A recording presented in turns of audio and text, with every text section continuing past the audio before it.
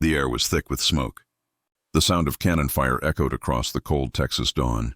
Inside the crumbling stone walls of a small mission called the Alamo, a man stood tall, his rifle gripped tight, his eyes steady. His name was Davy Crockett, a hunter, a fighter, a storyteller, and a man who refused to bow to anyone, not even a president. Outside the walls, thousands of Mexican soldiers prepared for the final attack. Inside, barely 200 defenders waited for the inevitable. They were surrounded, outnumbered, but not broken. Crockett stood at the center of it all, calm, fearless, his coonskin cap slightly tilted, his old rifle, named Betsy, resting against his shoulder.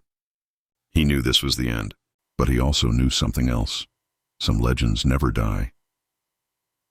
As the sun began to rise, a faint orange glow lit the battlefield. It wasn't just another day in Texas. It was the final morning of March 6, 1836, the day Davy Crockett would pass from man into myth. Before the legend, there was a boy, wild, poor, and stubborn as the land itself.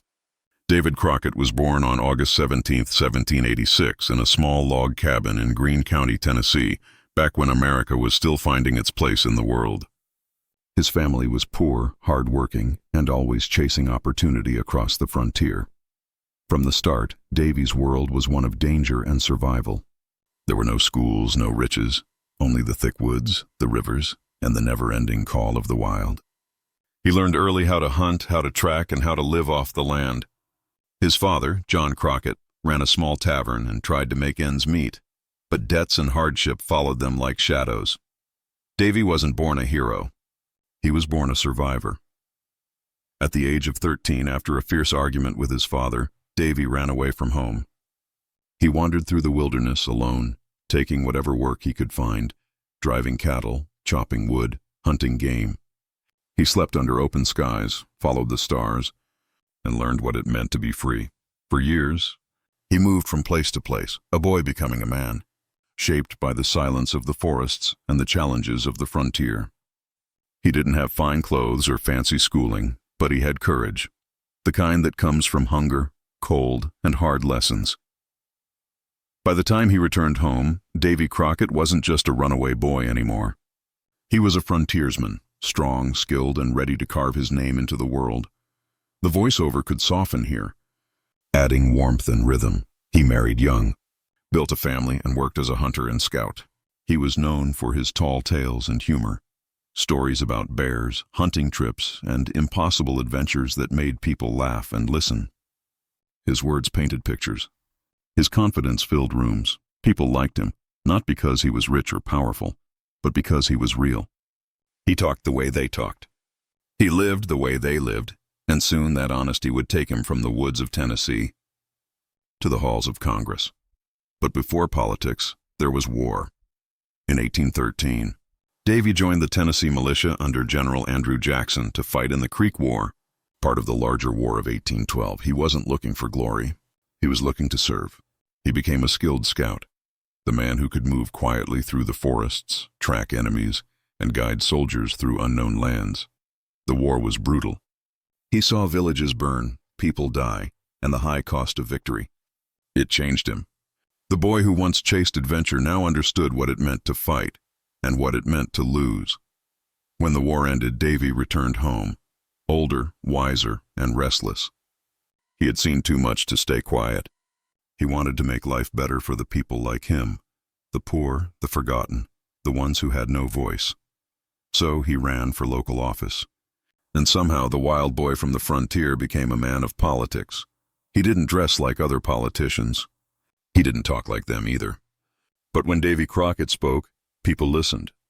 He told the truth, plain, simple, and fearless. And that truth would make him famous. And later, make him an enemy to some of the most powerful men in America. In the years to come, Davy would rise to the U.S. Congress, stand up to President Andrew Jackson, and risk everything for what he believed was right. But before the power, before the speeches, before the Alamo, there was this moment. A poor boy, lost in the woods, chasing dreams he couldn't yet name. He didn't know he would become a hero. He didn't know that people would sing his name in ballads or write his story in books. All he knew was this: the world was harsh, and you had to stand tall or be crushed by it. And so, From the dirt roads of Tennessee to the blood-soaked walls of the Alamo, one truth followed Davy Crockett everywhere he went. Be sure you're right, then go ahead. That was his code. That was his legend. Because long before he became king of the wild frontier, Davy Crockett was just a man, chasing freedom, chasing purpose, and walking straight into history. This was the beginning of the legend.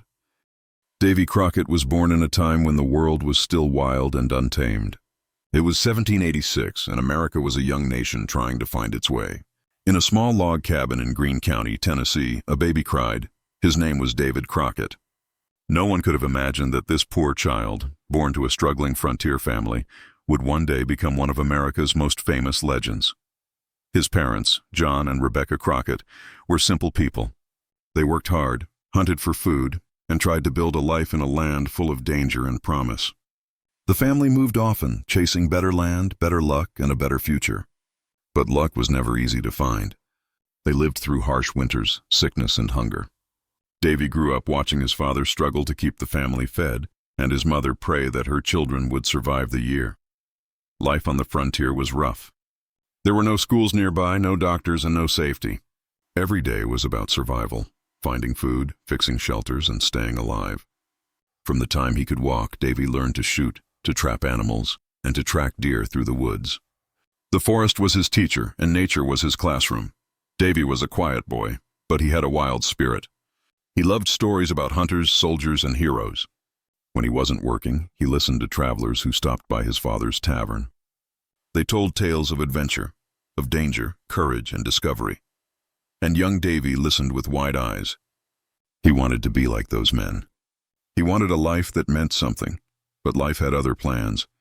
When Davy was only 12 years old, his father sent him to a local school to learn to read and write. It didn't last long. One winter morning, Davy got into a fight with another boy. He feared punishment from his teacher, so he ran away. He ran so far that he didn't stop until he reached the next county. And then the next. For the next 2 years, Davy Crockett lived on his own. He worked as a farmhand, a wagon driver, and a drover, helping move cattle across long, dusty roads. He slept under the open sky, ate what he could hunt, and learned the hard lessons of the wilderness. He saw how cruel people could be, but also how kind strangers could become when someone was in need. Every mile he walked made him stronger. By the time he returned home, he was no longer a boy. He was taller, tougher, and full of stories that amazed his family. His father, who once scolded him, now looked at him with pride and surprise. The wild had made Davy into a man. When he turned 20, he married a kind young woman named Polly Finley. Together they built a small cabin and started a family. Life was simple, hunting, farming, and raising children. But for Davy, it was never enough. The call of adventure never left him. He wanted to see what lay beyond the hills, beyond the forests. He wanted to prove himself. So when war came, he didn't hesitate. In 1813, the United States was at war again, this time with Britain and its native allies. Davy joined the Tennessee militia, led by General Andrew Jackson. He wasn't a trained soldier, but he knew the land, the rivers, and the woods better than most. He became a skilled scout and hunter, helping feed the soldiers and guide them through dangerous territory. The war was brutal. Davy saw the horrors of battle: burned villages, wounded men, and innocent lives lost. He realized that war wasn't as glorious as the stories made it sound. But it was in this fire that his courage was tested. He proved himself to his comrades and gained a reputation as a man who never gave up, no matter the odds. When the fighting ended, Davy went home, but something inside him had changed. He had seen the world beyond his small cabin. He had met men of power and ambition, and he knew there was more to life than just farming. He began to think about leadership, justice, and the kind of country America was becoming. He didn't have much money or education, but he had something that many others didn't: honesty, humor, and heart. He spoke the truth even when it hurt. He laughed easily, worked hard, and never forgot where he came from. People respected that. Soon neighbors began to ask him to represent them. They trusted Davy, not because he was rich, but because he was real. He could talk to a farmer, a hunter, or a soldier, and make them all feel equal. That was rare. Davy began his journey into politics slowly, serving as a justice of the peace, then as a member of the Tennessee legislature. He didn't use fancy words or polished speeches. He spoke plainly from the heart, and people listened. In time, he would rise to the national stage, to Congress itself, where he would face powerful men and impossible choices. He would fight for the poor, stand up for what was right, and refuse to bow to any man, not even the President of the United States. But all of that was still to come. For now, Davy Crockett was still just a frontiersman, a husband, a father, and a dreamer who carried the wilderness inside him. The same wild spirit that once made him run away would one day make him a legend, and that legend was only beginning to take shape. By the time Davy Crockett returned home from war, he was no longer just another frontiersman. He had seen battle, hunger, and courage. He had faced danger and lived to tell the tale. Now he wanted something more, and not for himself, but for the people like him, poor settlers, farmers, and hunters who worked hard and were forgotten by those in power. Life on the Tennessee frontier was still tough. Families fought to survive each winter. Many lost everything to floods, sickness, or debts. Davy had lived that struggle. He understood it, and that's what made him different. He didn't dream of gold or fine clothes. He dreamed of fairness, a chance for every man to live free and honest. At first, he never thought about politics. He could barely read and write, and he wasn't trained for speeches or debates. But people began to notice his honesty. He was funny, kind, and always willing to help his neighbors. He had a gift for storytelling, and more importantly, he had courage. In small gatherings and town meetings, Davy would stand up and speak his mind. He didn't sound like the other men running for office. He didn't use big words or polished phrases. He spoke plain truth, and that was exactly what people wanted to hear. When someone complained about unfair taxes or corrupt officials, Davy didn't just nod. He promised to do something about it. And soon, people began to say, that Crockett fellow should run for office. So he did. In 1821, Davy Crockett ran for a seat in the Tennessee legislature. He didn't have money and he didn't have connections. But what he did have was a reputation. As a brave soldier, a loyal neighbor, and a man of his word. He traveled from farm to farm, shaking hands, telling stories, and making people laugh. He wore his hunting clothes, carried his rifle, and spoke to everyone like an old friend. While other candidates gave long, boring speeches, Davy told tales of bear hunts, adventures in the woods, and lessons he'd learned from life. People loved it. He won. The boy who once ran away from home and slept under the stars was now Representative Davy Crockett, but power never changed him. He refused to act like the rich men in Nashville who looked down on the poor. He stayed simple, dressed the same, spoke the same, and kept living among the people who elected him. When he entered the Tennessee House of Representatives, Davy saw the world of politics for what it was, full of deals, lies, and selfish men. It didn't take him long to realize that telling the truth in politics was dangerous. But Davy Crockett didn't care. He fought for the frontier families, for better land laws, fairer taxes, and relief for people crushed by debt. He spoke with passion and humor, sometimes even mocking the politicians who tried to act too important. Many laughed, but everyone listened. Word began to spread about the backwoods politician who could outtalk anyone without using fancy words. People across the state began to admire him. Newspapers started writing about him. And in just a few years, Davy Crockett became one of the most famous men in Tennessee. By 1827, he took the next step. He ran for the United States Congress. This was no small dream. It meant going to Washington, D.C., the very heart of American power. Most people thought a man like him didn't belong there. He wasn't polished, he wasn't rich, and he wasn't part of any big political party. But Davy didn't care what they thought. He believed that ordinary people deserved someone who truly represented them, someone who knew what it meant to struggle, to work, and to hope, and once again, the people supported him.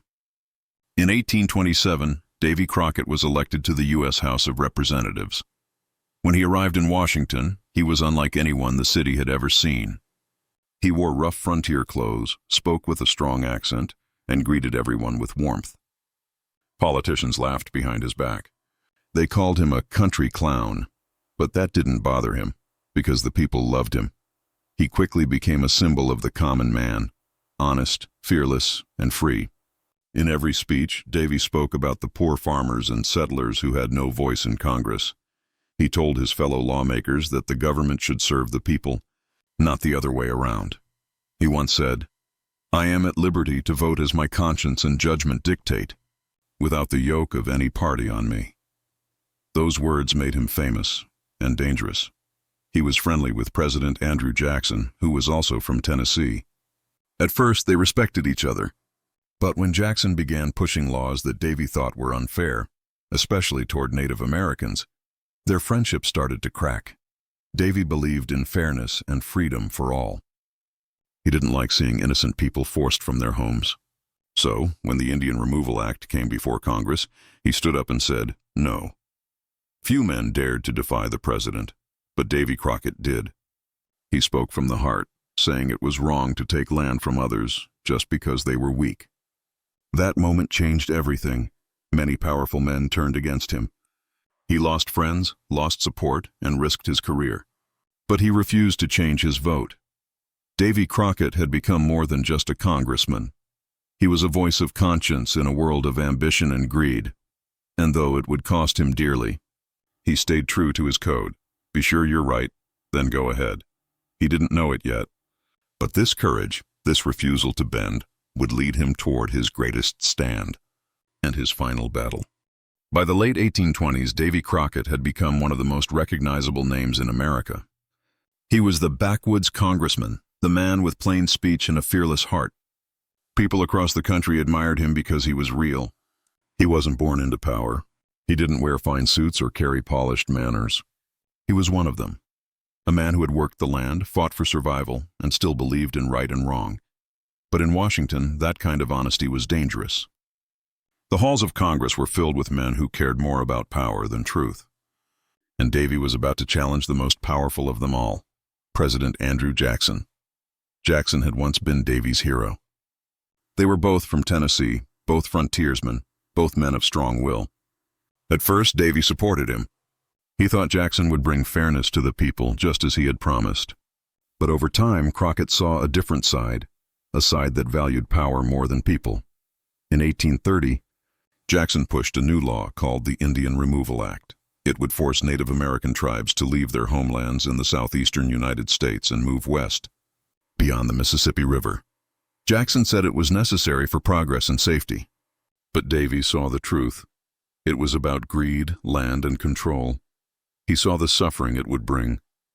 Families torn from their homes, villages destroyed, entire nations forced to walk hundreds of miles with no food, no water, and no hope. When the vote came to Congress, most men followed the president without question. They feared his power. They wanted to stay on his good side, but not Davy Crockett. He stood up on the floor of the House and said, "No." He spoke calmly, but every word cut deep. He said that the law was unjust and that no man should support something that would cause so much pain. He reminded Congress that America was supposed to stand for liberty, not cruelty. His words shocked the room. No one else dared to defy the president. Davy Crockett had just done what few men would ever do. He had stood up to Andrew Jackson. That moment made him a hero to the people, but an outcast in politics. Jackson's allies turned against him. They called him a traitor. They spread lies about him in newspapers.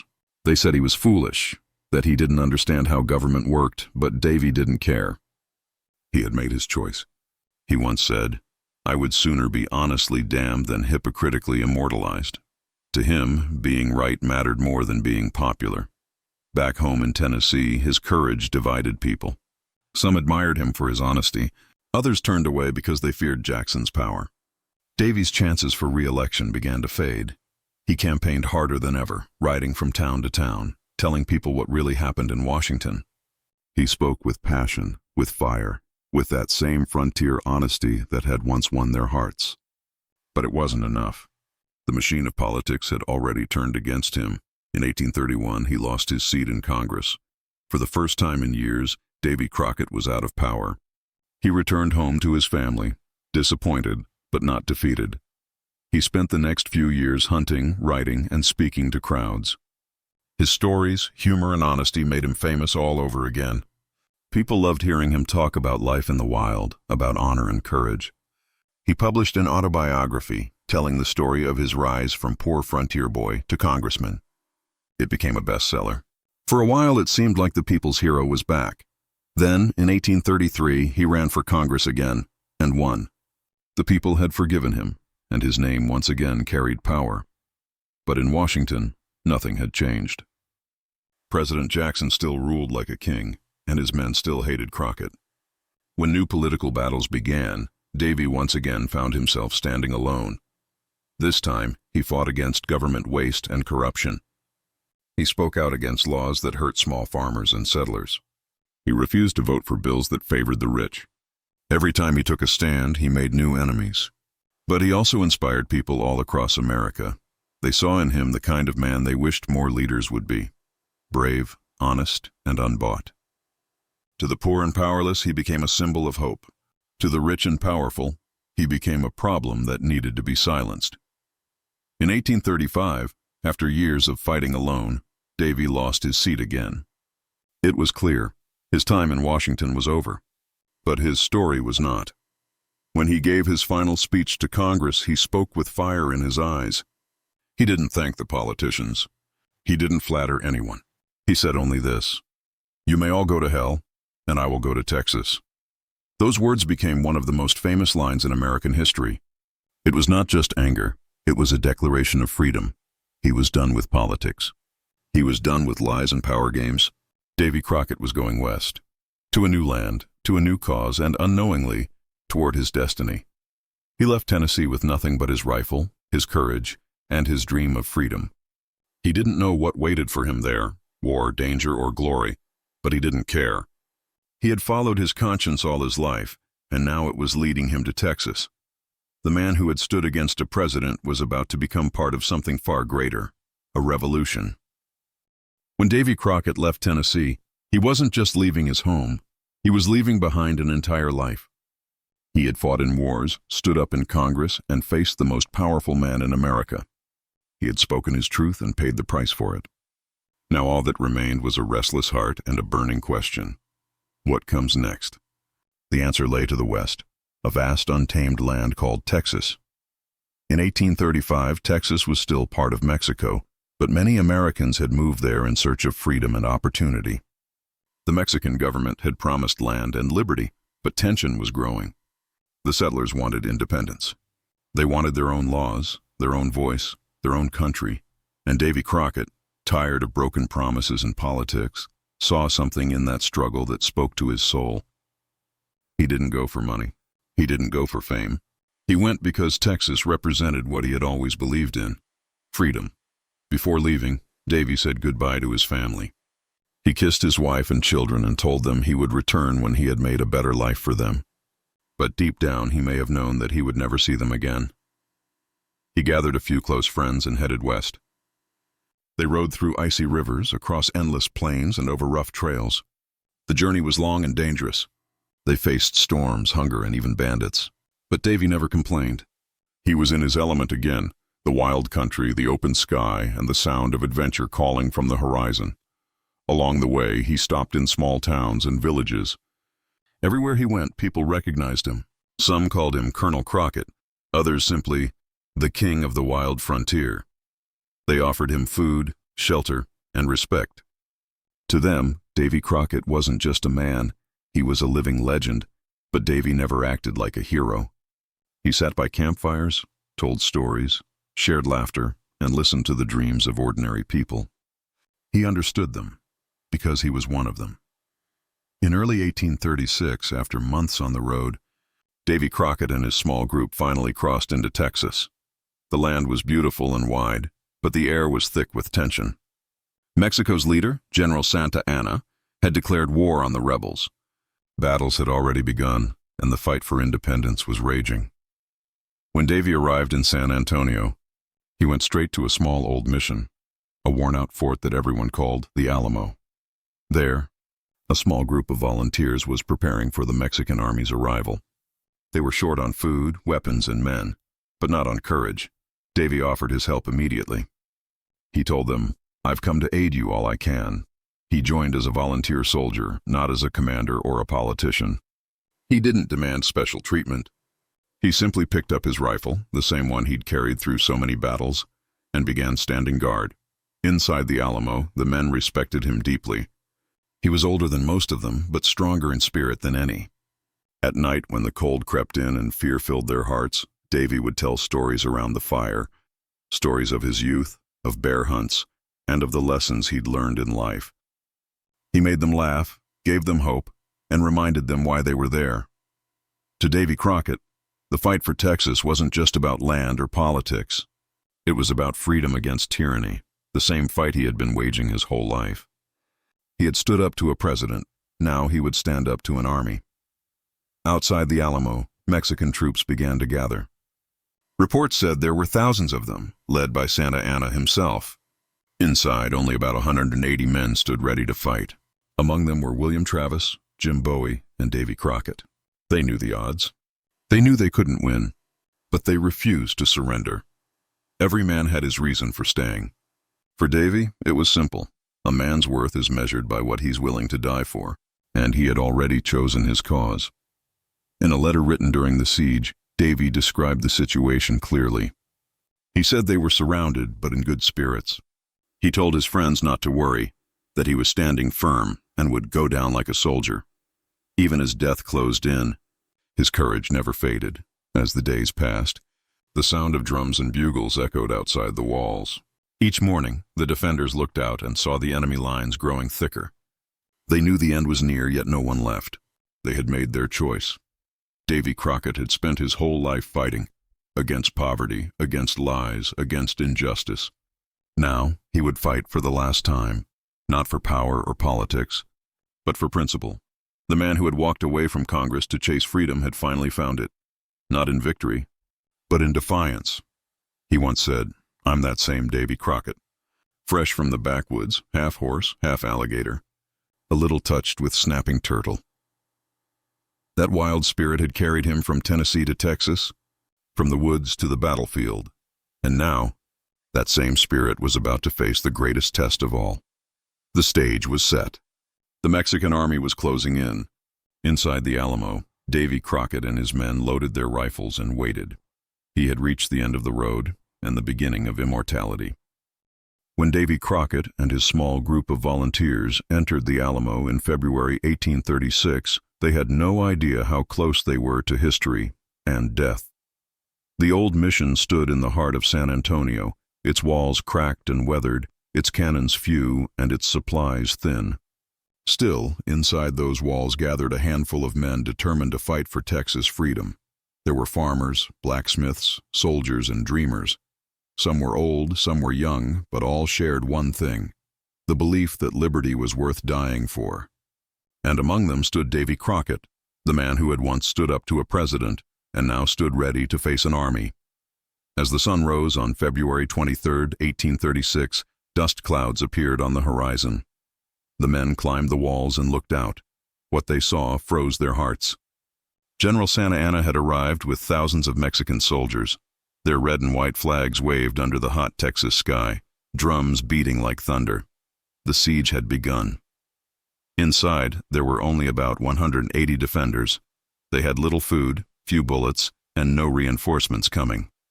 Yet not one man ran. They closed the gates, loaded their rifles, and prepared to hold the fort. Davy took his place on the north wall, where the attack was expected to be the hardest. He could shoot with deadly accuracy, and his calmness gave strength to the others. He joked when fear filled the air. He told stories when silence grew too heavy. At night, as the campfires glowed faintly, he lifted his fiddle and played soft tunes that drifted through the dark, music that reminded the men of home, of wives and children far away. For 13 long days, Santa Anna's army surrounded the Alamo. They fired cannons day and night, breaking the walls and shaking the ground. The defenders patched holes, carried the wounded, and prayed for help that never came. Every morning, Travis, their commander, sent out a call for reinforcements, but none arrived. They were alone. On the 6th day, a cannonball smashed through the chapel roof. Men ducked for cover, dust filling their lungs. Davy wiped the dirt from his face and laughed. "Well, boys," he said, "we might just give these fellas more than they bargained for." His courage was infectious. Even the youngest soldiers felt braver when Crockett was near. He moved from post to post, offering a word, a grin, a steadying hand. He became the spirit of the Alamo, unshaken, unafraid, unbroken. Still, the siege grew worse. The nights were cold, the food nearly gone. Some men began to lose hope. Travis gathered them and drew a line in the dirt. He told them anyone who wished to leave could go. Anyone who stayed would likely die. One by one, the men stepped across the line, choosing to fight. When it was Davy's turn, he smiled and said simply, "I reckon I'm not the running kind." He stepped over the line, rifle in hand. That night, the defenders knew the end was near. The sky burned red as Santa Anna's campfires surrounded them on all sides. From the towers, they could hear the soldiers chanting and the sound of drums echoing like a heartbeat of doom. On March 6, 1836, before dawn, the attack began. Thousands of Mexican troops charged toward the Alamo walls. The defenders opened fire, their rifles cracking through the smoke. Men shouted, cannons roared, and chaos filled the air. Crockett stood firm, firing until his rifle was empty. Then he fought with his knife, his courage burning brighter than ever. He shouted to the men around him, urging them to keep fighting. Everywhere he turned, the battle raged. Smoke, screams, and fire. The Mexican troops climbed the walls, breaking through the defenses. The defenders fought from room to room, refusing to surrender. The sound of battle lasted less than 90 minutes, and then it was over. When the smoke cleared, the Alamo was silent. Almost every defender was dead. The ground was littered with rifles, torn flags, and fallen heroes. No one knows exactly how Davy Crockett died. Some said he fell fighting to the last, surrounded by soldiers. Others said he was captured and executed afterward, standing tall until his final breath. But however it happened, one truth remains: he died with courage. Santa Anna ordered that the bodies of the defenders be burned, denying them proper burial. But the fire could not destroy what they had created. Word of the Alamo spread like wildfire across Texas and the United States. Men who had never met Davy Crockett swore vengeance and shouted his name as they marched into battle. The cry, "Remember the Alamo," became the heartbeat of the Texas Revolution. Davy Crockett had left his home in search of freedom. He had found it, not in victory, but in sacrifice. He had become part of something eternal, a story of courage against impossible odds. The man who once said, "Be sure you're right, then go ahead," had lived by those words until the very end. At the Alamo, he stood for the same truth he had always believed, that honor, once given, must never be taken back. His death was not the end of his story. It was the beginning of his legend. When the guns went silent at the Alamo, the world lost one of its bravest sons. But Davy Crockett's story didn't end in the smoke and blood of that small Texas mission. It was only beginning. The morning after the battle, General Santa Anna walked through the ruins. The walls were blackened by fire, the air still thick with the smell of gunpowder. Every defender had been killed. The Mexican soldiers gathered the bodies and set them ablaze, their ashes rising into the wind. No one could recognize who was who anymore. But somewhere among those ashes lay the man the world would never forget: David Crockett, the frontiersman from Tennessee who had stood against an army.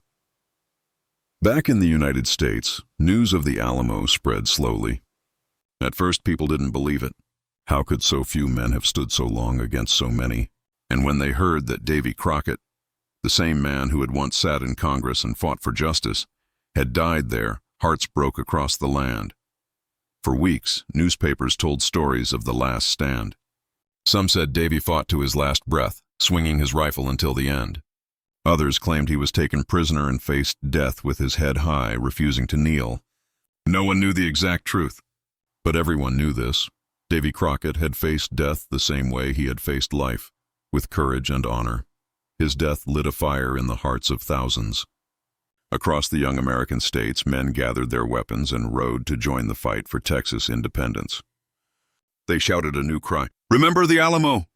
Those 3 words became a promise, a vow, a battle hymn that carried through the war. Every soldier who marched after that carried the memory of Crockett and his companions in his heart. Within months, the tide turned. In April 1836, at the Battle of San Jacinto, Texas forces led by Sam Houston defeated Santa Anna's army. As they charged, their battle cry shook the earth. "Remember the Alamo! Remember Goliad!" The victory was swift, and Texas won its freedom. In that victory, Davy Crockett's sacrifice lived on. He hadn't survived to see Texas become independent, but his death had helped make it happen. He had become more than a man. He had become a symbol. Back in Tennessee, people spoke his name with pride and tears. Stories began to grow around him, some true, some half-true, and some pure legend. Tales told how he could shoot the head off a squirrel from 100 yards, or wrestle a bear with his bare hands. They said he was half man, half wild creature, born of the forest and destined for greatness. In truth, Davy Crockett was not larger than life. He was simply a man who lived life larger than most. He was brave but humble, tough but kind, and stubbornly honest in a world that often rewarded lies. Writers began to publish books about him. Dime novels and penny stories told wild adventures of Colonel Crockett, king of the wild frontier. His image spread across the country: the coonskin cap, the long rifle, the frontier grin. Children played games pretending to be him. Songs were sung about his heroics, but the legend and the man began to blur. The real Davy Crockett, the poor boy who had run away from home, who had stood in Congress, who had stood for what was right, was slowly being replaced by a mythical hero. Larger, wilder, almost superhuman. Still, Davy might have smiled at that. He loved a good story, and he had always known that tales were how people remembered what mattered most. By the mid-1800s, Crockett had become a national icon. He represented everything Americans wanted to believe about themselves: brave, free, honest, and untamed. When people looked at his story, they saw the spirit of a nation still young, still wild, still daring to dream. Even those who didn't care about politics or history knew his name. Farmers, workers, soldiers, they saw in him the best of what they wanted to be. Years later, when the United States began to grow westward, people often said they were following the path that men like Crockett had blazed. He became a symbol of exploration, courage, and independence. Then, more than a century after his death, the legend was reborn. In the 1950s, Walt Disney created a television series called Davy Crockett, King of the Wild Frontier. It became a worldwide hit. Children wore coonskin caps, sang songs about him, and dreamed of adventure. Once again, Davy Crockett was not just a man from history. He was an American hero for a new generation. The song from the show said it best. Born on a mountaintop in Tennessee, killed him a bear when he was only 3. It wasn't true, of course, but it didn't matter. Because heroes are not remembered for being perfect. They're remembered for standing tall when the world tried to break them, and that's what Davy Crockett did. From the hills of Tennessee to the walls of the Alamo, he taught the world that courage is not about winning. It's about doing what's right, even when you stand alone. His story is more than just history. It's a reminder that one person, guided by truth and conviction, can become eternal. So when people say his name today, when they read his quotes, sing his song, or tell his tales, they're not just remembering a man. They're remembering the spirit of a nation that refuses to surrender. Davy Crockett may have died at the Alamo, but in the hearts of millions, he never truly died at all. After the smoke cleared from the Alamo, Davy Crockett became more than a man. He became a story, one that America needed to tell itself. The young nation was still growing, still trying to define what it meant to be American. It needed heroes, people who showed courage, honesty, and independence. And Davy Crockett, the frontier fighter who stood against power and died for freedom, fit that image perfectly. In the years after his death, stories of his bravery spread across the country. Travelers carried the tale from town to town. Newspapers published accounts of his final stand, sometimes exaggerating, sometimes inventing, but always celebrating his courage. He was remembered not as a defeated man, but as a symbol of unyielding spirit. By the 1840s, his name was known everywhere. In small cabins, around campfires, and in crowded saloons, people told stories about him: how he fought bears, how he never missed a shot, how he could outsmart anyone. Children pretended to be Davy Crockett of the Alamo, and men admired his plain honesty. The truth began to mix with myth. Some said he once killed a panther with his bare hands. Others swore he could shoot the stars from the sky. The real Davy Crockett had been a man of humor and humility, but in these stories, he became larger than life, a hero made of both truth and imagination. Writers saw the power of his name. They began to print dime novels, cheap little books filled with adventure tales. These books turned Davy into a frontier superhero. He wrestled alligators, fought entire armies, and spoke in clever backwoods phrases that made readers smile.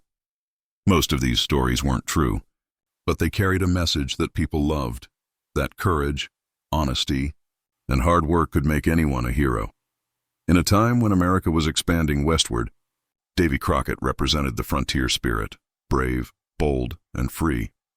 He became the face of the wilderness, the man who walked ahead of civilization and helped shape it.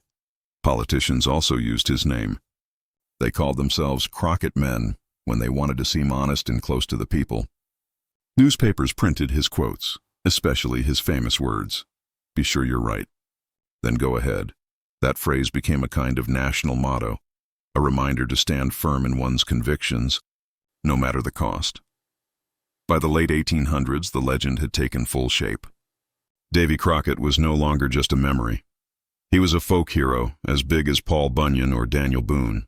But unlike them, he was real. He had lived, fought, and died for what he believed in. Artists painted scenes of the Alamo.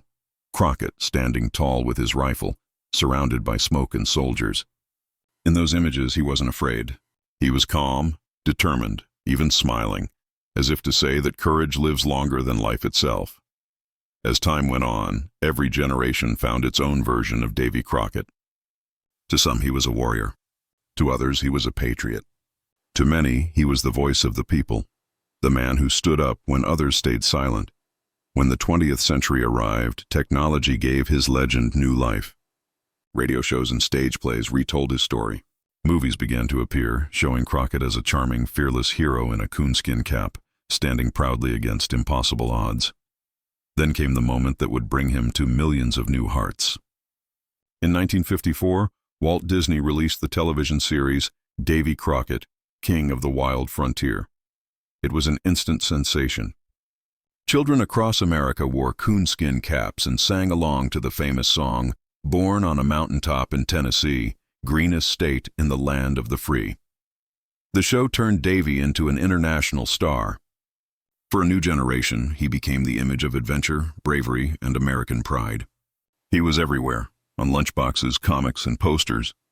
The frontier had come back to life, and at its center stood Davy Crockett. But behind all the fame, there was still the real man, the one who had lived humbly, laughed easily, and fought for fairness. Historians began to dig deeper, separating fact from legend. They discovered letters, speeches, and records that showed his true heart. Not just the fighter, but the thinker, the dreamer, the man who cared for people who had no voice. And as they uncovered more, one truth stood clear. Davy Crockett didn't become a hero because he was perfect. He became one because he was human, flawed, stubborn, brave, and full of conviction. He represented the best and the hardest parts of being American: the struggle for freedom, the fight for justice, and the courage to stand alone when everyone else follows the crowd. Even today, nearly 2 centuries after his death, the name Davy Crockett still echoes with meaning. It reminds people that greatness doesn't come from power or position. It comes from the strength to do what's right, no matter how high the cost. He lived by his own rules, fought his own battles, and left behind a legacy that crossed generations. From a poor boy in Tennessee to a soldier at the Alamo, from a real man to a timeless myth, Davy Crockett's journey became the story of America itself, the rise, the struggle, and the unbreakable will to be free. And as long as people tell stories, as long as courage and truth still matter, the legend of Davy Crockett will never fade. More than 100 years had passed since Davy Crockett's death at the Alamo, yet his name still carried power. It was whispered in classrooms, sung in songs, printed in newspapers, and remembered in the hearts of those who believed in freedom. But Davy Crockett was no longer just a man from history. He had become something bigger, a symbol of the American spirit itself. The story of his life had everything a young nation admired. He was born poor and rose through courage. He spoke his mind when others stayed silent. He faced defeat with dignity and death with bravery. In Davy Crockett, America saw its reflection, bold, independent, and unafraid to challenge the powerful. His story became a moral compass for generations. Teachers told their students that Crockett's honesty was a lesson in character. Parents told their children that bravery wasn't about winning. It was about standing firm when it mattered most. From the hills of Tennessee to the wide plains of Texas, his name became a promise. Do what's right, even when it's hard.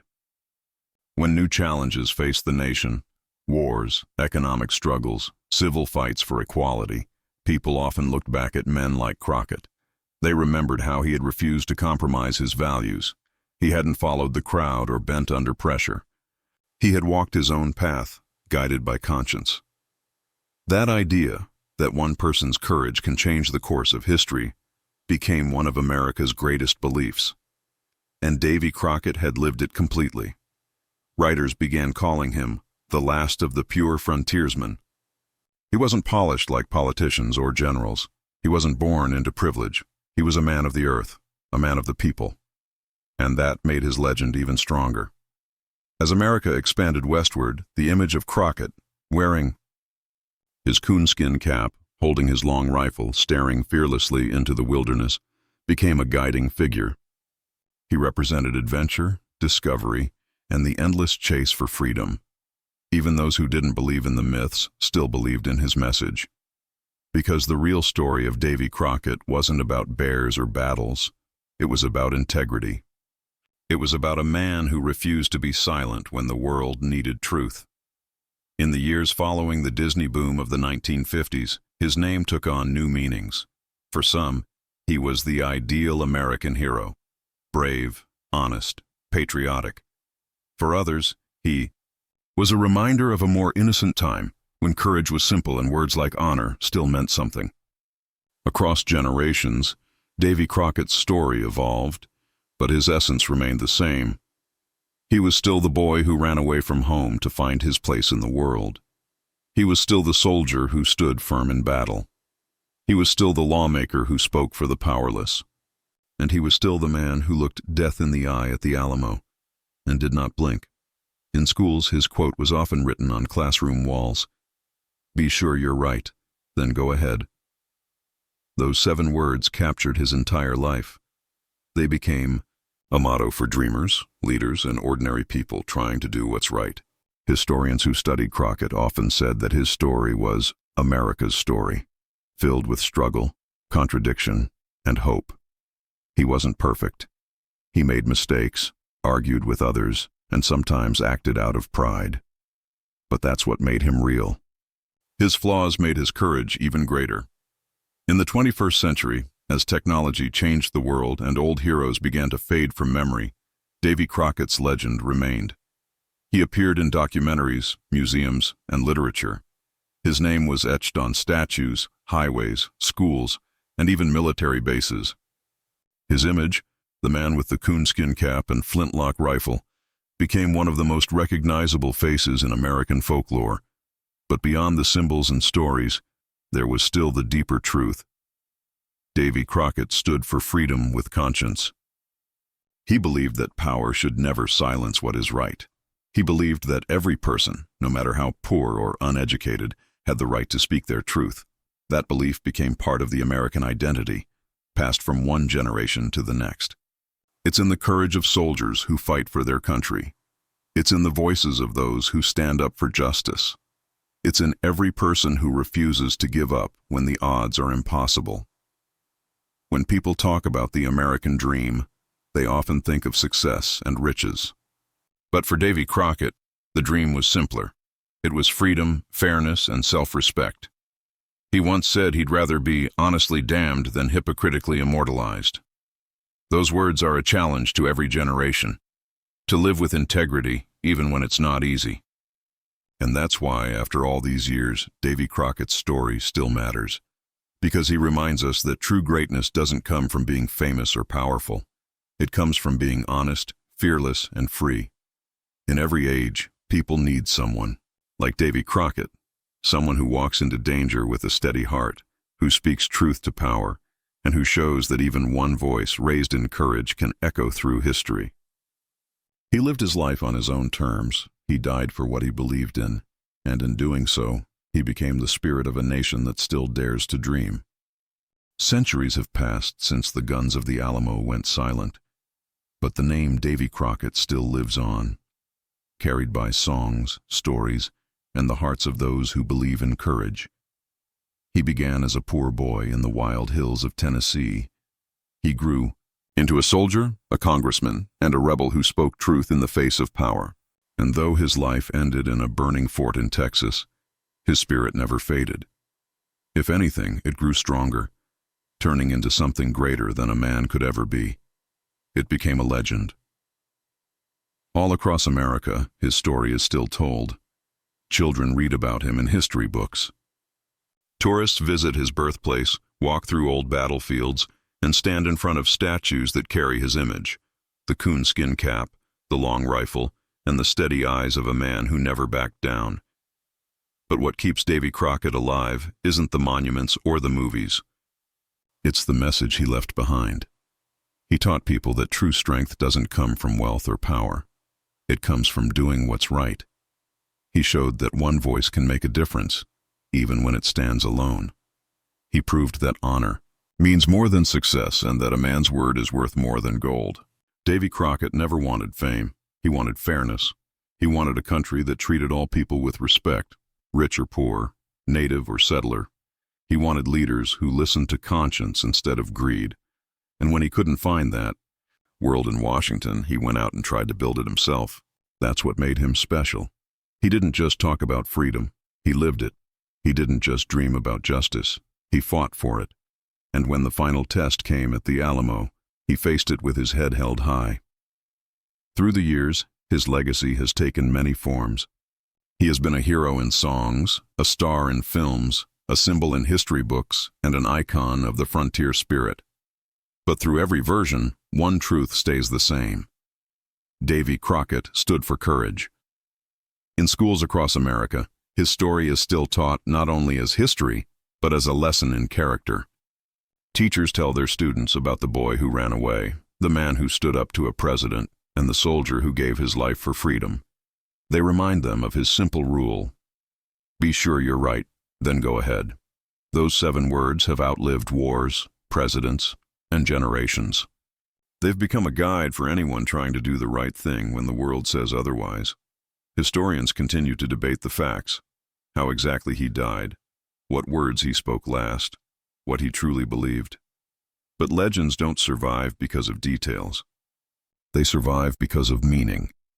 And the meaning of Davy Crockett's life is clear: that courage and conscience are stronger than fear and power, that a single honest man can inspire millions, that truth, once spoken, never truly dies. When the Disney television series in the 1950s brought him to the screen again, it wasn't just nostalgia, it was a reminder. The world had changed, but the need for heroes hadn't. Children wore coonskin caps and sang his song, not just because it was catchy, but because it spoke to something deep, a longing for courage, adventure, and integrity. Even today, his name echoes in pop culture. Movies, books, and documentaries still retell his story.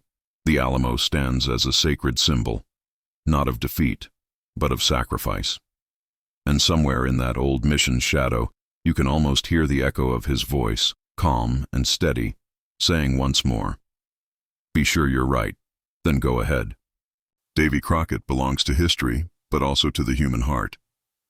His life reminds us that greatness doesn't come from being perfect or powerful. It comes from standing up for what's right, no matter the cost. He wasn't a saint. He was real, stubborn, funny, kind, and brave. And that's why people still love him. In a world that often forgets its heroes, Davy Crockett endures because his story is not just about the past. It's about who we are and who we want to be. He represents the dream of freedom, the fight for fairness, and the belief that one person's courage can light the way for everyone else. The man who defied a president became a symbol of defiance for all who face injustice. The man who died in battle became a voice for those who refused to give up.